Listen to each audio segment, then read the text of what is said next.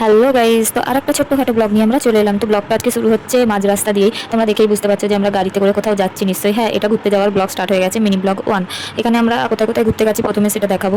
তো দেখতে পাচ্ছি আমরা গাড়ি করে বেরিয়ে পড়েছি ঘুরতে যাওয়ার উদ্দেশ্যে। আর তোমাদের আগের ব্লগে তো বলাই হয়নি যে আমরা কোথায় এসেছি। তো আমরা দিল্লি গেছিলাম, দিল্লি দিয়ে বৃন্দাবন ঘুরেছি, বৃন্দাবন আগ্রা ঘুরেছি। তো এটা বৃন্দাবনের ব্লগ। বৃন্দাবনে আমরা কোন কোন ঠাকুরের দর্শন করেছি সেটা এই ব্লগে তোমরা দেখতে পারবে।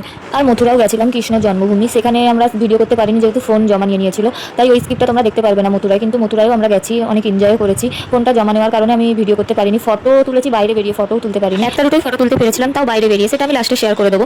তো দেখতে দেখতে আমরা 3 ঘন্টা জার্নি করে বৃন্দাবনেও পৌঁছে গেছিলাম। তো হোটেল নিয়ে ফ্রেশ ট্রেশ হয়ে আমরা বেরিয়ে পড়েছিলাম যে যে কটা দেখতে পারবো এখন ঠাকুর দেখে নি, তারপরে কালকে নয়তো আবার সকাল সকাল বেরোবো, যেহেতু 2 দিন আমরা স্টে করেছিলাম বৃন্দাবনেই ঘোরার জন্য ভালো করে। তো আমরা সবাই মিলে টিপ পরে নিলাম, যেহেতু রাধাকৃষ্ণ শহরে এসেছি, টিপ না পরলে কি হয় তোমরাই বলো। তাই সবাই মিলে টিপ পরে নিলাম, আমার এই পুচকু সোনাটাও পরে নিল।